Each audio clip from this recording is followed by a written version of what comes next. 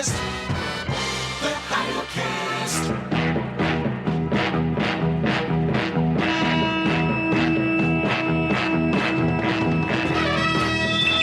In the great hall of the Justice League, there are assembled the world's greatest heroes, created from the cosmic legends of the universe. Scott McDermott. I was bit by a black widow in Hamul in my sleep. Harrison Perkins. Every muscle in my body is clenching right now. And Scott Clark. You know, I would like to get to know a tarantula. their mission to fight injustice, to right that which is wrong, and to serve all mankind.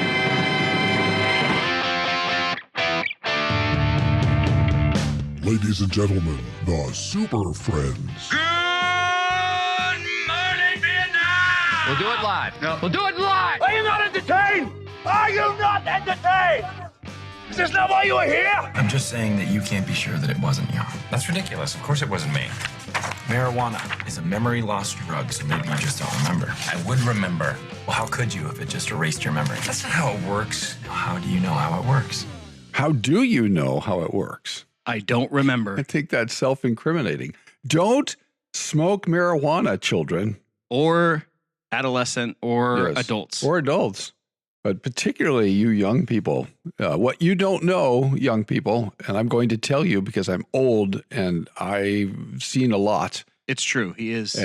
I was born in a previous century, and I don't have a lot of personal experience with narcotics, but I grew up in and around alcoholics and addicts.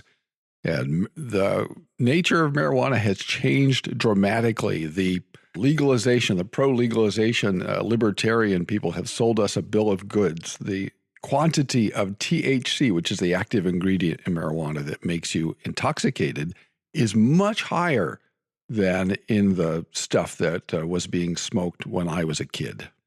So it's really quite dangerous. There's a guy who used to write for the New York Times to whom I am subscribed. I'm subscribed to his Substack, and I get something from him almost every day, who's been writing on this. He wrote a book on this, and he's right. It'll come to me. Maybe I'll find it here while we're talking. But he sort of blew the whistle on big weed, which is actually big business. So don't do it, especially young people. When your brains are developing, it's very, very bad for your brain. And you won't get everything back because, again, the THC is so high. Kids are ruining themselves. There's one of the stores on, one of the bigger roads, and I have to pass by it regularly just in my normal commutes. And I am shocked how there's like always people in the parking lot. Oh, yeah. No, it's huge. What are you doing? Exactly. Even back home, Lincoln, Nebraska used to be practically a dry town once upon a time. And they've got stores that I don't know if they're exactly weed stores, but they're the next thing to weed stores. I don't quite understand what's happening. But I remember doing a conference up in Oregon and seeing all the weed stores. So it was an old logging town that's not doing near as much logging anymore, but apparently people are filling their time smoking weed. I understand about CBD, and I understand that some people get benefits, cancer patients and others, but be that as it may, most people don't need to be smoking weed, especially young people. So you send your cards and letters to someone else, your pro-weed propaganda. We're going to regret this. Two things that we're doing as a society we're going to regret. One, legalizing powerful weed, and two, the gambling culture. Those two things are going to end up being very destructive. They're already very destructive. I love it that gambling is fine. It won't hurt anyone. It'll raise a lot of money. We don't have to pay taxes. They'll pay for our schools, except our school taxes keep going up. Our property taxes keep going up everywhere they institute gambling. And that, as it turns out, and it's addictive and sometimes highly addictive. So then you get these disclaimers and places to call once you become addicted. So the state tells you to gamble, then they tell you where to go when you become addicted to gambling, which then has to be paid for by the state. Probably more addictive on your phone than in person is my guess. I think so, yeah. Whatever the chemical released in your brain, as colors. Dopamine. Yeah, there you go, as fly across the screen. Yeah. I'm very troubled. I don't watch that much television. And when I do, it's a streaming service. Yeah. And it seems like the only two commercials that I see are gambling and medication. Oh, yeah. Oh, yeah. Well, that's the aging of America. So all these, if you have this, take this, and then you listen to the side effects, and one of them frequently is death. It's like, well, I may have this, but I'm still alive. If I take your medicine, you're telling me I could die. That doesn't seem like an incentive to take your medicine.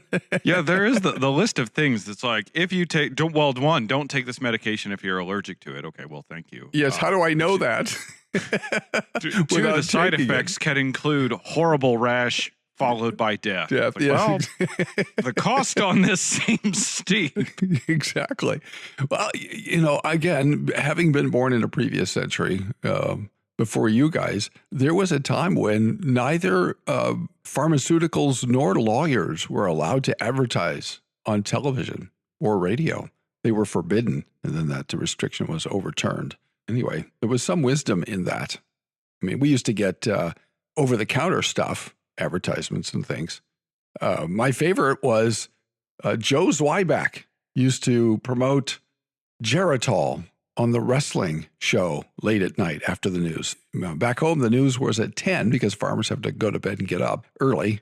So, everywhere else it's at 11, but farming country, it's at 10. And then at 10:30, the wrestling came on. And the guy who hosted the wrestling was always promoting, the guy's name was Joe Zweiback, and he was always promoting Geritol. Anyway. Sounds like I want to go to bed at 9:30. Yeah.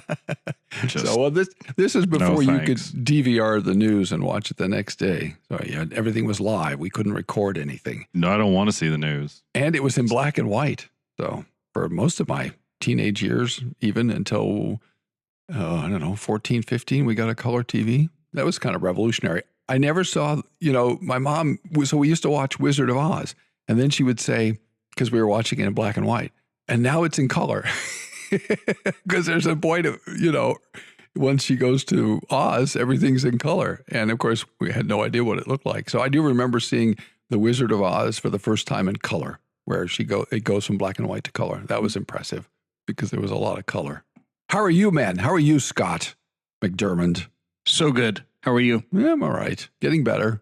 I'm about 90%, 85, 90%.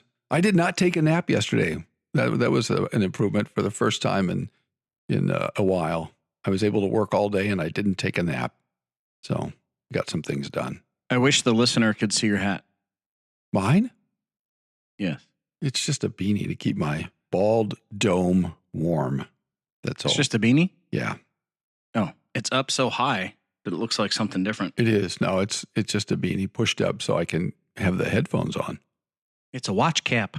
That's exactly what it is. It's a military style watch cap. So I like that they're soft and comfortable. Dr. Perkins, since Reverend McDermott isn't going to tell us anything about himself, how are you? I'm all right. that enthusiasm. Yeah. It's been a really busy season.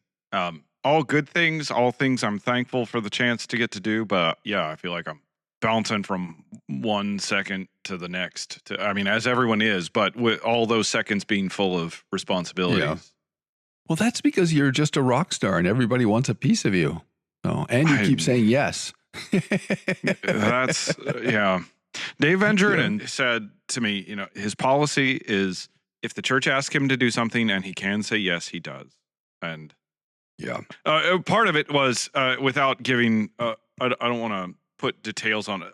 I think everything would have been evenly pressured right now had other people kept to the schedules for rolling out various products that we had agreed at the outset. But with other people delayed, now I have to pull things in at the last minute, whereas I had organized, the calendar of the year really to be even and have a lot of things prepared in advance and be done. And so this teaching semester is full, manageable, just barely, but manageable. So I haven't edited anything. I edit things all the time, but I haven't edited a book for a number of years. And I think now it would be harder to do than it was when I last did one because people were relatively less distracted I think now it would be more like herding cats.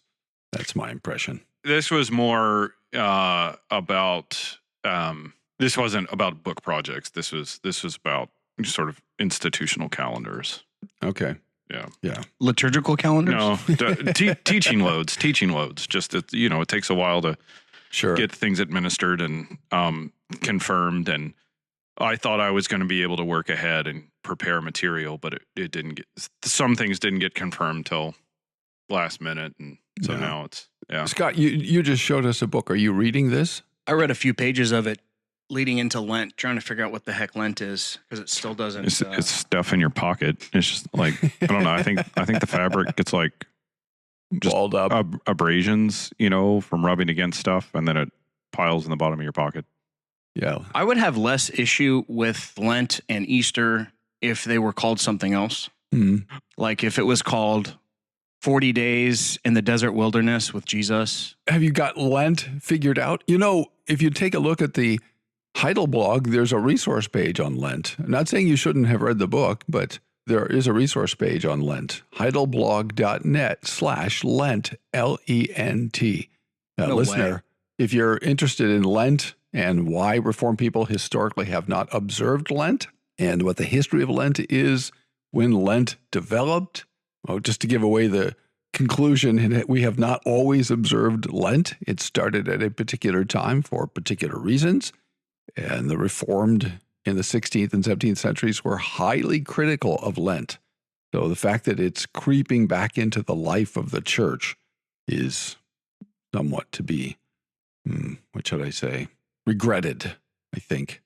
And especially if the church begins imposing Lent. People have asked me, well, can I celebrate Lent privately? And to that I say, well, you're a free man. You can do what you will. The church, when the church starts observing Lent, and when Reformed churches start observing Lent, and when ostensibly Reformed pastors begin promoting Lent without apparently any knowledge of the consequences of that decision and how that has worked out in the past, then I'm a little more concerned about it.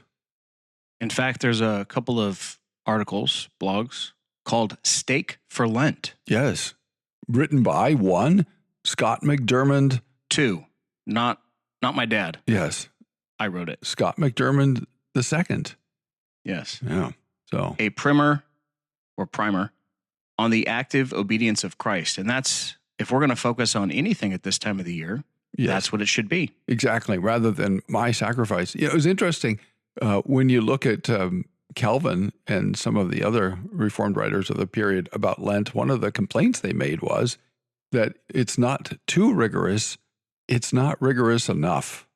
One of their complaints. So if you're tempted by Lent, because people seem to be having such a grand time with Lent, and you see famous people on television, if you're watching, the news on Ash Wednesday, you can see who's, been to Ash Wednesday. They have a cross on their foreheads, and everybody seems to approve of it, which lends it a certain cultural credibility.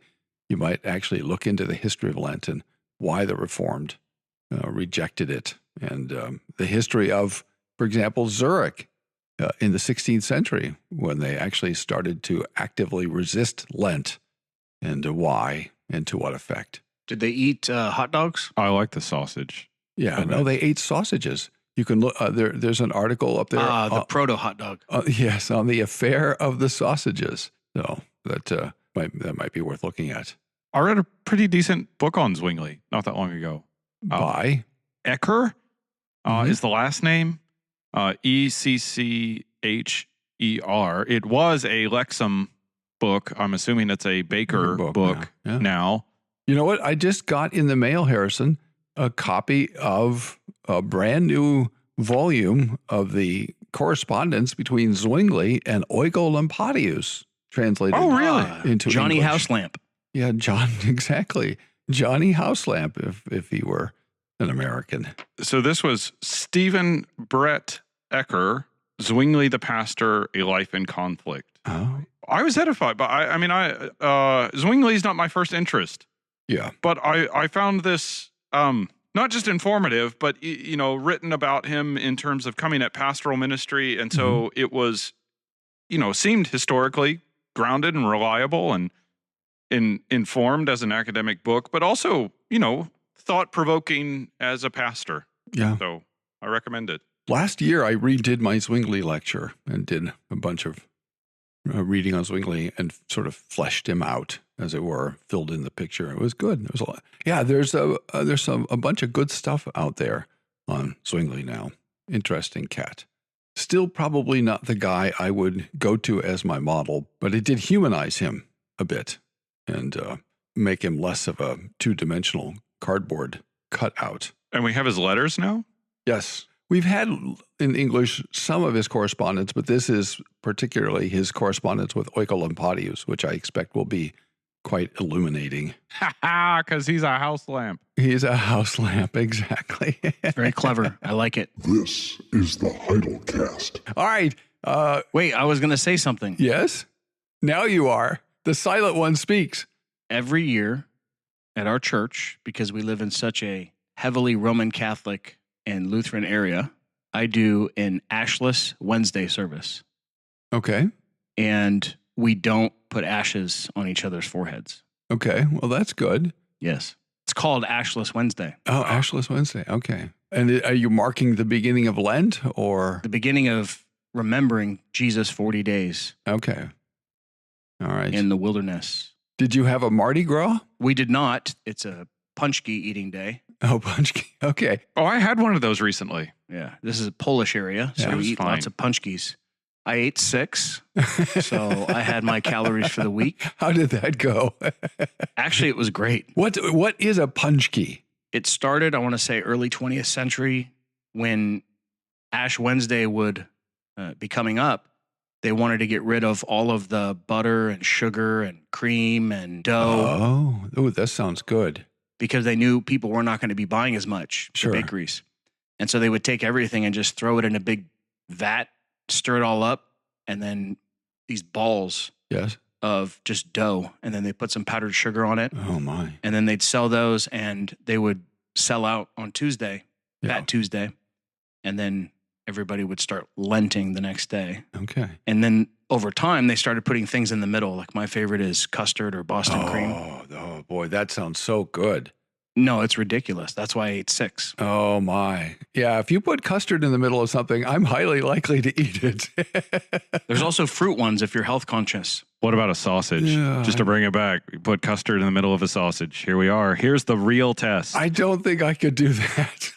I don't think so. But I'm a big fan of custard. I discovered it in college. So there was a little cafeteria in the student union where it was relatively quiet and you could get a decent meal and it wasn't too expensive, a little more expensive than some other places, but not too bad. And they had little cups of custard for 35 cents.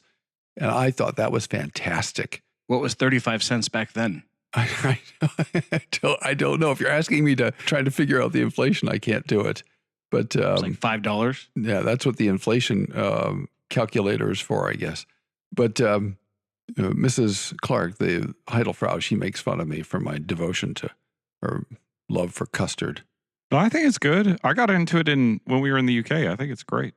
How about frozen custard? Oh, That's good too. Culver's. Yep. See, there's a reason to come visit us in Michigan. I had to drive past a Culver's on the way home from Phoenix. I just couldn't stop. And I really was very sorry about that, that I had to keep going. So I've been talking with James Lund for years about making a trip from Escondido to Lake Havasu because there's a Culver's in Lake Havasu. So that would be Shout out to Lunchbox. Yeah, it would be a fun trip to go to Lake Havasu. Just so that we're all on the same page, punchki actually is already plural. Oh. So what's it called when it's just one? Punchek. Say it again? Punchek. Pun check. Yeah. Punchek. Interesting. Okay. And punchki are plural. Pun check. Are we saying it right? I think when it's plural? close enough. I think it's punchki, but yeah. So the way that Polish people say it up here is ponchki. Oh. But I don't know if that's right. Well, okay. That's just what I hear. Ponchki. I will ask the Heidel son-in-law. Somebody was just telling me this because we had them at the potluck we had at church a couple of weeks ago. Somebody brought them and somebody informed me. Punchki is plural. Okay. Punchek is singular. Pancakis. How did that go digestively? Not that we want to be too graphic or anything. No, it was great. Okay. Since you had 6. I had 6. And it wasn't one sitting. It was 2 sittings over the course of 2 hours. Oh, okay. Yeah. All right. Very good. I had 4 for dessert. And then at midnight, I was like, oh, man, those look good. And I ate 2 more. Oh, no. So you got to 8. Yeah. When we got to the UK, we saw that they observed Shrove Tuesday. Oh, yeah. Pancakes. Which aren't really pancakes. They're not American pancakes. They're really more like crepes, right? Was that your experience? Crepes. No, I think they were like small pancakes. They weren't as thin as crepes, but they were small. Yeah. Oh, interesting. The people who did it for us, we had a gathering at the Commons in our block of flats, and somebody made what they called pancakes, but they were really crepes, I love crepes, so that was great. In fact, I probably like crepes better than pancakes. We were also in Northern Ireland, so. Oh, pancakes are just vehicles for butter and syrup. That's all. Amen. Which they don't understand that. That's part of the thing. They'll like have them in cellophane and just, here's a pack and you just eat it. And I'm like, what are we doing? Hang on. So they didn't put anything on them? They would put like jelly on it. Or jam. You don't need a vehicle for butter and syrup. You don't need that, or jam. You don't need it, but if you want, that's why it's there.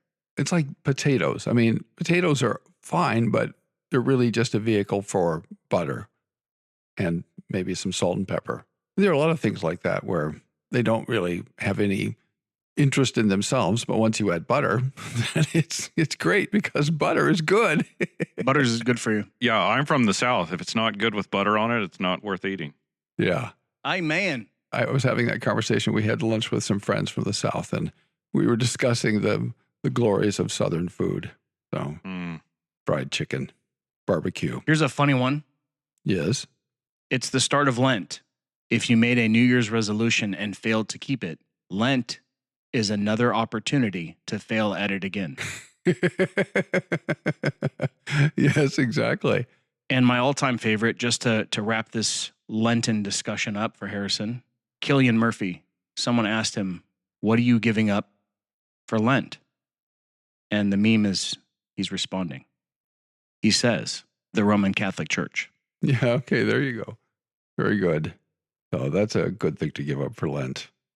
Amen. All right. Are we ready to open the coffer? Ready as we'll get. No. The Heidelcast. Right, quiet on the set. Camera speed. Sound production, take 1. We have to be really quiet. Clark is making another Heidel video. I know what you're thinking. I thought the same thing myself. It's a little weird. I mean, look, you've seen him. I've seen him. Who really wants to see him on video? But that's what they're doing. So I guess you'd better watch every Friday at heidelblog.net/HeidelVideo or on YouTube at Heidelcast. Cut! Uh-oh. I better get out of here before the assistant director finds me. One more thing. You can help make it happen by making the coffer clink or by sending a check to Heidelberg Reformation Association, 1637 East Valley Parkway, number 391, Escondido, California, 92027. Roll sound. Rolling. Sound production, take 2. Call or text now, 760-618-1563. All right, here we go. Open this up. The first thing is a text message from Jacob, who simply says, thanks for the show. You're welcome. Thank you, Jacob. Thank you for listening. Tell your friends, tell your neighbors, tell your coworkers. And you know what, Jacob? You know what you could do if you went to the Heidel shop at heidelblog.net/SHOP. You could buy Heidel swag, clothing that advertises the Heidelcast. And then people would know. They would just see you and see that you'd listen to the Heidelcast. And then they might approach you and say, what's a Heidelcast? And you could explain to them that they can subscribe to it in Apple Podcasts or wherever podcasts are found. Spotify, we're on YouTube, we're everywhere. If you just Google or search, if you don't use Google, I try not to, then you could just type in Heidelcast and we come right up. We're everywhere. All right, let's see. And then in the coffer, now that it's open, this is also a text message from William. And he sent this text to 760-618-1563. 760-618-1563. Hello, Super Friends. There we go. I have a question. Hello, William. Regarding evening worship on the Lord's Day. My family and I are members of a PCA congregation that unfortunately does not have an evening service on the Lord's Day. Though there are other NAPARC churches in our general area, none of them have evening services either, which is kind of amazing, really. The only church within driving distance that does have an evening service is what seems to be a somewhat reformed, though not confessional, Baptist church. What would y'all, I'm from Texas, advise in this situation? Would it still be worth attending the evening service at the Baptist church, though the teaching may, at times, differ significantly from the beliefs we hold to, particularly with regard to covenant theology versus dispensationalism and their view of baptism? Or would the better option be to work with our session to try to establish an evening service at our PCA church? Thank you. Signed, William. All right. Very good question. Thoughtful. What do you boys think? Maybe we should start by answering what's implied in that question. Why is a second service on the Lord's Day important?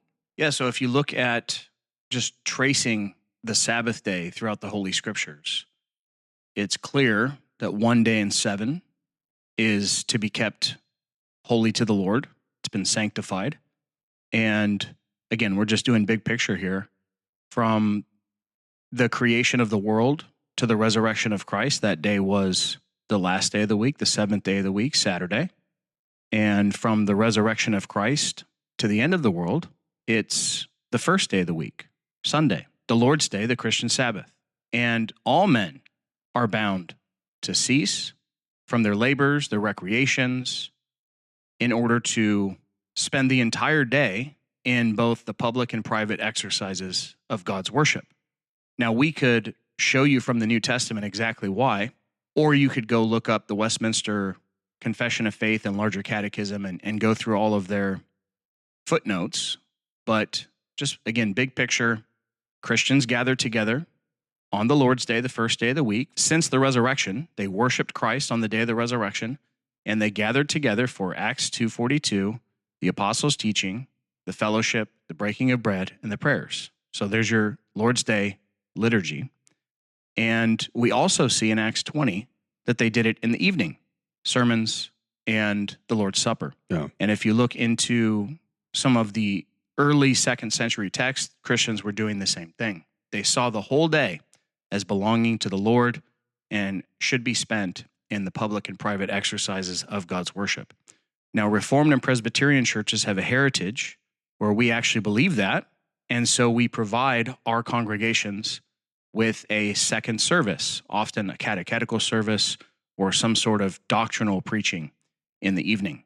And this is to help individuals and families carry out the required duties of the Christian for the Lord's Day. If your church does not do that, then I would encourage you to speak to the session, walk them through the documents that they have already said that they believe in, and explain why you think it's important for your family and for the congregation. And I would say, if you are not able to do that, then rather than going to a Baptist church, especially one as you described, I would spend that time in the private exercises of God's worship, and also try to spend time in Christian fellowship. So maybe have a fellowship meal after the service, morning service, and then turn that into a time of prayer, hymns, reading scripture, mutual encouragement, things like that. And if you really want a service, I know there are a lot of Reformed and Presbyterian churches that put their evening service on YouTube or stream it. And you can just pop right in and participate in that with us, with your family, with friends, maybe from church. And then as that grows, you can explain to your session, look, we're already doing it. Can you just provide this for us? that is my recommendation. Mm. I'd like to hear what you guys have to say. Yeah, that's interesting. I sort of struggled with this, but I think I appreciate your history. I think that's super valuable. If you're looking for a discussion of this, and if you're looking for some more background so that you can begin to put together a case for your session, because I definitely think you should start with your own session first. And by the way you should present this is probably individually. Take your ruling elders to lunch, take your pastor to lunch. But before you do that, you need to do your research, because the PCA, and Scott, you would know, and Harrison, you would know better than I, the PCA made a decision essentially at a certain point to not require congregations to hold an evening service. And it's happened sometime in the last 20 years or so? I think I'm somewhere in that window. Do you know? I don't think the OPC requires, although it's... I don't think we ever did, yeah. Encouraged. Wasn't there a change in policy, however, in the PCA? Because all of it seems like there was a point where they were holding evening services, or at least where there was a sense that they were supposed to, and then something changed. There was some decision made or taken, as they say, and then basically the evening services went away. Oh, I know what changed. Yeah. Travel sports, more travel sports. Well, yeah, I mean, there are a lot of pressures on families to do other things on the Lord's Day. But, and you know what? Some of that is probably in chapter 8 of Recovering the Reformed Confession. It's all about the second service. And I haven't read it for a long time. I wrote it, but I wrote it a long time ago. I should probably go back and reread and see what I knew back when I wrote it. Anyway, chapter 8, Recovering the Reformed Confession. Take a look at that. There are also resources on the Heidel blog, heidelblog.net. There's a resource page, I believe, certainly on the means of grace. I know that is there, but also I think on the second service. There are certainly materials on the importance of a second service. And one of the reasons why it's important is because whatever you're doing on Sunday that isn't worship, that is not the means of grace. So, in fact, one of the things that I know was said to me was, well, we gave up our evening service, but we replaced it with a Bible study. And then you ask a few years later, how's the Bible study going? Oh, we don't go to that anymore, or it doesn't exist anymore. So that plan apparently did not work very well at all. Plus, that evening Bible study, as valuable as it might have been, was still not the means of grace. And the reason that's important is because Romans 10 says it's through the preaching of the holy gospel by which God brings his elect to new life and true faith. So by canceling the evening service, you're actually shutting down, turning off one of the ways that God has ordained to bring his elect to new life and true faith. It's almost as if we said, well, you know what?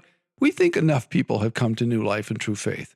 We don't really need any more people to come to new life and true faith. So we'll just cut our ministry of a word and sacrament in half. They're fasting. They don't want too much grace. Yeah, they're fasting. They're giving up grace on this. And so our people are sanctified enough.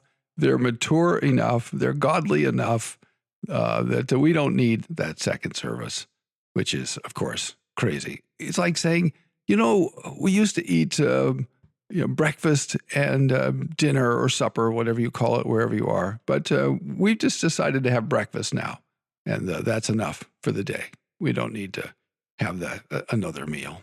That's too much. Again, you wouldn't do that with food. Why would you do that with the very thing that God has promised to use to nourish your soul? Your soul is strong enough. You don't need to feed it anymore in the evening, in the afternoon, second service. I mean, obviously, when you put it that way, it just seems absurd and crazy, but that's what's happening. So it's amazing that there are other NAPARC churches around, and yet they can't find an evening service. That's a little bit discouraging, actually. So, but yeah, definitely you want to prepare. You want to make a case. You want to maybe find out from people in the congregation if there is interest in having a second service. You might be surprised. There might be people who actually want to be fed and nourished by the word of God and who want to gather for prayer. And there might be an interest in the congregation for an evening service. The Dutch churches said that it's so important to have a second service that the minister and his family should go and hold a service even if no one else in the congregation comes, and thereby to shame the congregation into attending the second service. So that's how committed they were. The shaming doesn't work, just so you know. I've been doing it, and it's not. Okay. This is the Heidelcast. The other crazy thing is, this is the first time in the history of the Christian church that we've decided not to have an evening service. From the very earliest days of the apostolic church and the early post-apostolic church, there was always a second service. There was a morning and evening sacrifice on the Sabbath under the types and shadows of the Old Testament. So what we're doing now, not holding a second service and not singing psalms, these are extraordinary in the history of the church. And I think it's a very, very risky, even spiritually dangerous experiment for which we're going to pay, I think, a terrible price. It's just amazing to me that ministers would think, oh, this is a good idea. We'll not have a second service. I mean, I guess we have an evening service, so this isn't like self-defense, but if very few people are coming, that does become very discouraging. Sure. And some may be the case. I just also doubt that a lot of them are saying, oh, it's a good idea not to have this. It's just they do a lot of work and they bottom out. No, that's what I've heard. I've had that conversation, especially with PCA pastors, and particularly of those of the sort of church growth, pragmatic bent. They were defending not having a second service. And frankly, I think they had no idea of the means of grace, or this is the thing that God has ordained to bring his elect to a new life and true faith, because this was giving their people what they want. And this was a way to make their church big and successful at least once on Sunday, and then setting them free to go to Nordstrom's or go to work or whatever it is that they're going to do on the Lord's Day. As you say, Scott, youth sports, all these things that are going to reap eternal consequences, right? Shopping, surfing. Maybe not the consequences that they want, but all those things have eternal value, right? Or not. It must be really important if we're going to do that instead of attending to the means of grace. Doesn't Revelation 13 say something like their works shall follow them? Wow. So maybe eternal consequences, but not the way they want. I think I've just been to Nordstrom's once and I didn't buy anything, and it wasn't on a Sunday. I was a big fan of Nordstrom's. Well, I think of Nordstrom's because I know of a PCA elder who regularly worked at Nordstrom's on the Lord's Day. You like Nordstrom because it's a Dutch name. No, I think it's Swedish or Norwegian. I don't think it's Dutch. I'm sure it's not Dutch. Scandinavian. What's the difference? Scandinavian is what we used to call. Nordstrom, we don't have one anymore by us, unfortunately. I liked it very much. It was a civilized place and just quiet. Macy's?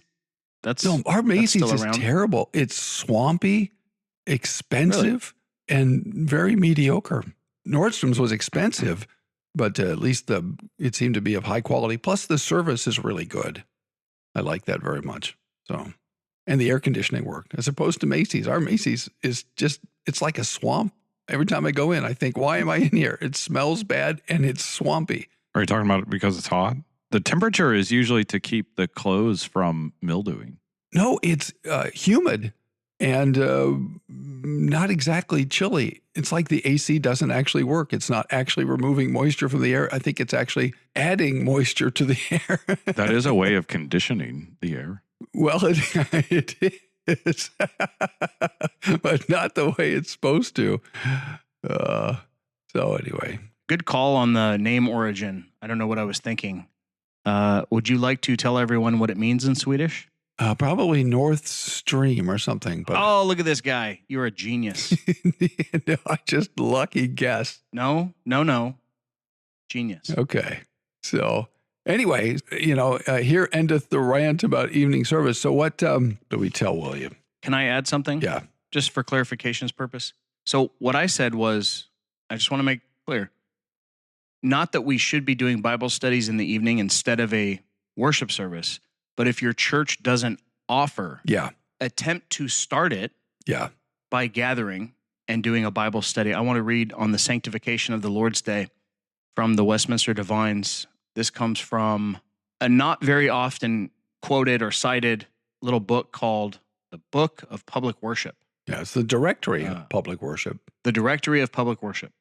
And you could just click right here on this little thing called the Sanctification of the Lord's Day. And it says, goes through essentially what our larger catechism goes through. And then it says the time that is vacant, in other words, you have extra time on the Lord's Day, between or after the solemn meetings of the congregation in public should be spent in reading, meditation, repetition of sermons, so essentially discussing the sermon, especially by calling families to an account of what they have heard, and catechizing of them, holy conferences, prayer for a blessing upon public ordinances, the singing of psalms, visiting the sick, relieving the poor, and such like duties of piety, charity, and mercy, accounting the Sabbath a delight.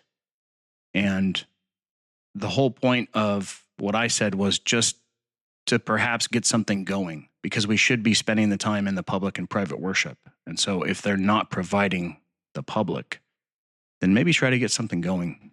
That was what I just wanted to clarify. There is a copy of the Directory of Public Worship on the Heidel blog. I found it by searching the site, and I'm just looking to see if... It should be easy enough to convince a session because it's in the BCO, it's in the standards, and it's in the Bible. So the hard part is getting your session to come after not having an evening service. And one of the things that I like to remind my congregation is that it's the Lord's day, not the Lord's morning. Yeah. But again, shaming doesn't work. And even providing the sacrament in the evening service, that doesn't help either. The Directory of Public Worship is on the Heidel blog, and I will add it after we finish this episode. I will add it to the confessions page. So if you just go to heidelblog.net/confessions, you'll see the link to the directory for public worship. Also, notice that the spelling of public is antiquated, but don't let that throw you off. It's easy enough to read. Directory for the public worship of God. Very much worth reading, very edifying. You'll be glad you did. It's encouraging. So it doesn't have status in the PCA, or at least the original, I don't think, has status in the OPC, although there is an Orthodox Presbyterian directory, right? I mean, our BCO has a Directory of Public Worship. It's not the directory from 1644. Oh, no. That's all I'm saying. Sorry, I misunderstood the question. Yeah, there is a directory of public worship for the Orthodox Presbyterian Church.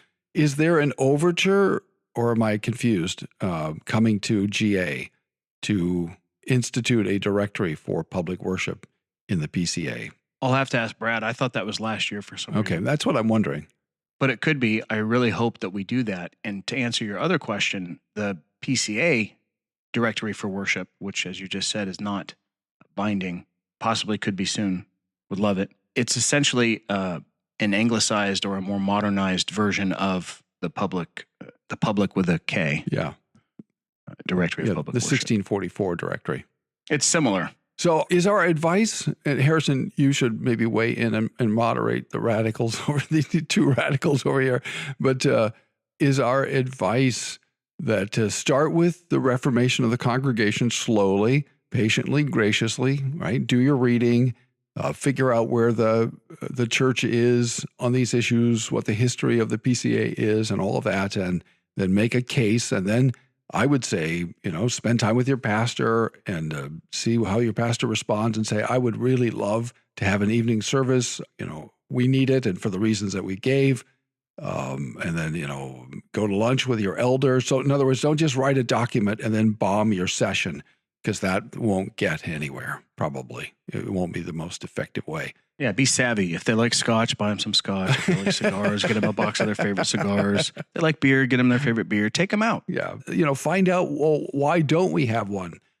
So in other words, don't start a fight, but to start an investigation, if you will, in the neutral sense. Why do we not have an evening? Tell us what your thinking is. What led you to not have an evening service? What struggles did you have? How can I help? Right? That's something that pastors like to hear very much. It's easy to complain, but things go over much better when you say to a pastor or to a member of session, I'm here to help. This is an outcome I would really like to see, but I understand that you've got some obstacles that you're facing. I'm here to help you overcome those. What can I do to help you? Because as Harrison says, it may be that the pastor really wants to have an evening service and just doesn't feel like he can for whatever reason. So anyway, maybe there needs to be teaching on it. Yeah, I think you actually just gave the answer I was Oh, good. I finally talked myself into the truth. The question included my answer.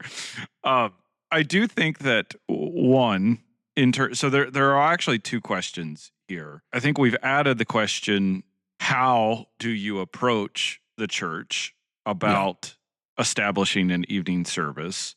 And the other question was actually their first question is like, if there's this other congregation, what should I do? Should I just make use of that? One, in terms of, within your own congregation, like, yes, it's always better to be worshiping in the church where you are a member. And that's actually going to be part of my answer to the what should we do.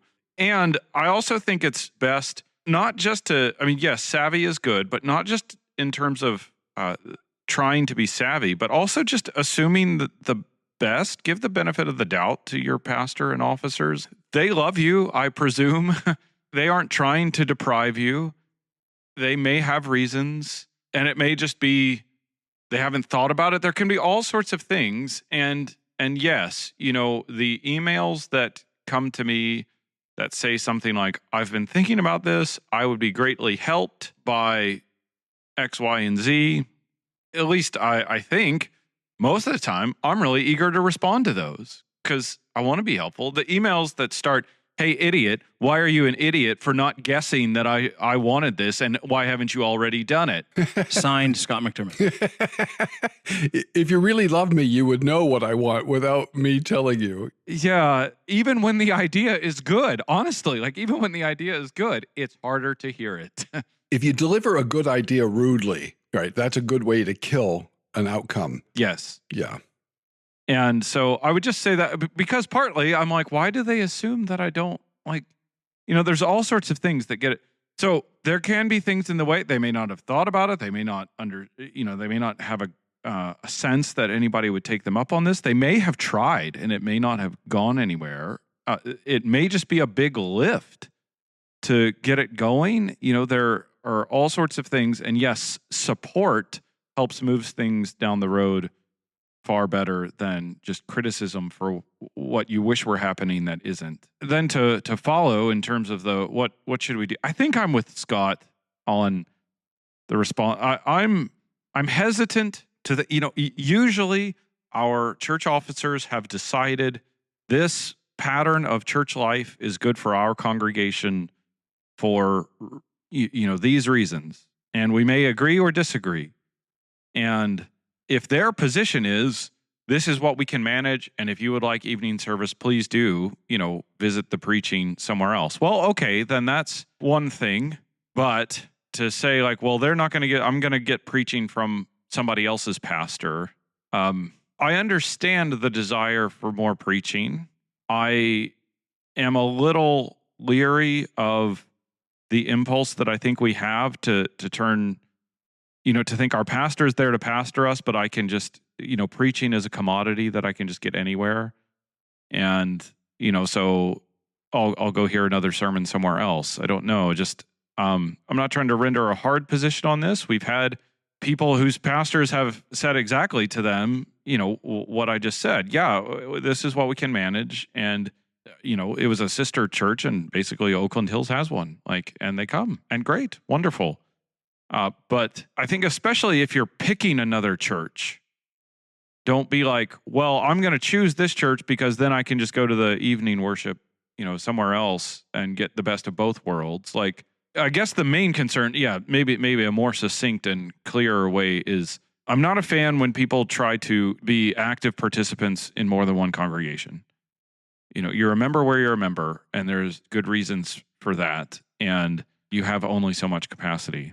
And you should make sure that your energy and talents are spent to be involved, to participate, to bless, and serve the congregation where you're a member. And that should be foremost in our minds. And then sort of what else can I get should probably then be secondaries. Whatever the practical outcome, I guess my suggestion would be resist the consumerist mindset of I'm just going to get the product I want. Yeah. Because Scott has had good suggestions, spend that in fellowship with your family. A lot of us don't do enough of that. Or your church. And then I was going to say, or your church, or have a Bible study. That seems unobjectionable. The private discuss the sermon. Yeah, the private times of worship are stated in our documents. Those are discuss the sermon, and that's when people have asked me, why can't we also have another service during the week or something? What were the main things that I said in the 2 sermons I gave you on Sunday? Yeah, exactly. And I usually can't remember. I'm like, oh, well, okay, then I'm hesitant to say we need another 45 minutes of monologue. Could be wrong. Anyway, so those are my thoughts. The best podcast, the Hylocast. I would dissent modestly, slightly, to say that if the sheep are asking to be fed and the local shepherd is essentially refusing to do it for whatever reason, I don't think you're saying this, but just to be clear, it's not consumerist for the sheep to visit another pasture where they're actually, feeding the sheep. So I think we ought to start with reformation in your own congregation, and that may take a long time, so be patient. But I'm hesitant to substitute a Bible study for the means of grace. Well, neither of us have said substitute it. We're speaking in the absence of. Yes. So if you had the opportunity to worship with another congregation where the preaching on Sunday evening was, reasonably orthodox, then I think there's, even if it's a Baptist congregation, yes, I said it, then I think that's a reasonable thing to do if the attempt to bring reformation gently, patiently, graciously, modestly, humbly, right? So all those adverbs, if that fails, then I think that it would not be a terrible thing to go worship with a nearby Reformed-ish Baptist congregation on a Sunday. What did you just say? It wasn't even the Baptist Did you part. say Reformed-ish? Reformed-ish. It wasn't the Baptist part that gave me pause. Yeah. Personally. Okay. Fine. That could be. I guess I would say also still remember that if you go to hear that sermon, that preacher is not your pastor, and he's someone else's pastor, and he is not the one who took vows to shepherd you.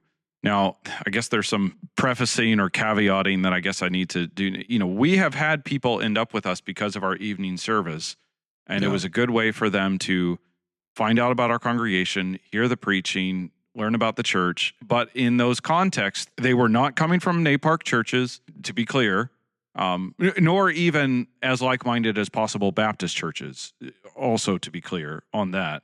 Churches with real problems in doctrine and teaching and practice. And it was a good way to come see. And if that's the situation, then I'm perfectly comfortable. This is great. Please come. If you then try to start making use of someone else's pastor for your pastoral needs, I struggle. He's someone else's pastor. You have a pastor. You've come because there's preaching. Well, hear the preaching and then go to your pastor. Unless there's very clear understanding. He's busy on Sunday night, so you can't talk to him. I mean, I think we might disagree here. If the local NAPARC church, right? None of the NAPARC churches are offering an evening service for whatever reasons, and I frankly don't think the reasons would be sufficient. But be that as it may, and they're essentially, all things being equal, they could do it, but they choose not to do it, and they're refusing to feed someone.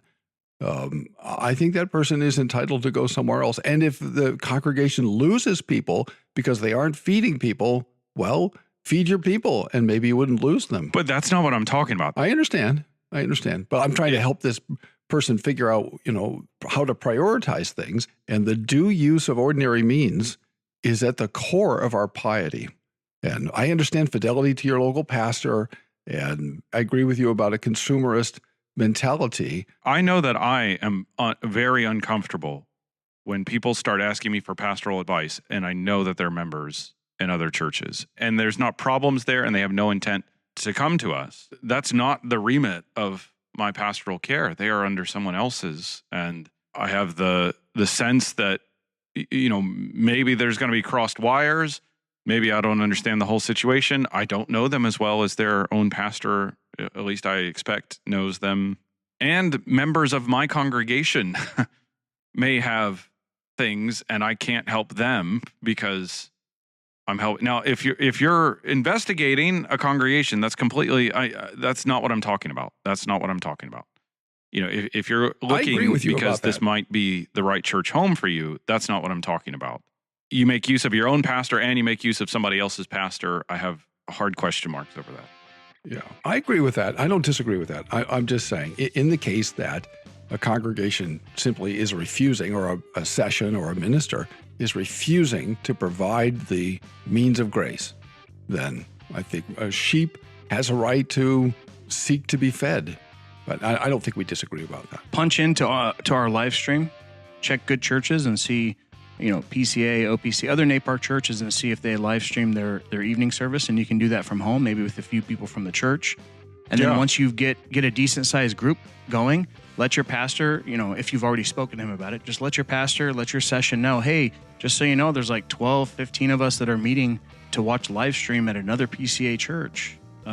Maybe we could think about this. And also, I would say meditate upon the larger catechism, the Westminster Larger Catechism, question and answers 115 through 121, 115 through 121, and bring that as, you know, respectful ammunition when you talk to your session. If it was strategic for meeting with a view with the intent and the hope of having an evening service, that's great.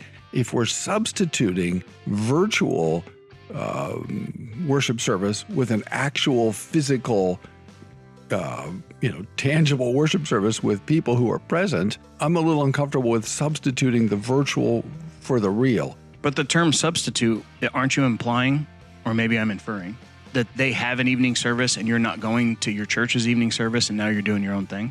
Well, if it's a long-term thing and it's not tactical, strategic, aiming towards something. Gotcha. So if it's that's all I'm saying. That's important. Yeah. Like, you don't want this to be a permanent replacement. You're doing this in order to say, look, we're called to exercise public and private worship the whole day. And we want our session to see, look, we're really into this. We'd love if you do an evening service for us so that we can actually have worship. We want word sacrament prayer. But yeah, I would meditate upon those question and answers before you speak to them. And we'll pray for you, William, because I know this is a really important topic. And I think it's sad what's happened in the 21st century to evening services. Amen. Thanks for listening. Tune in tomorrow for more from the Heidelcast, brought to you by HeidelbergReformationAssociation.org. Don't forget, when the coin in the coffer clinks, the cost of bandwidth shrinks. Copyright Heidelberg Reformation Association. All rights reserved. This is a Heidel Media production.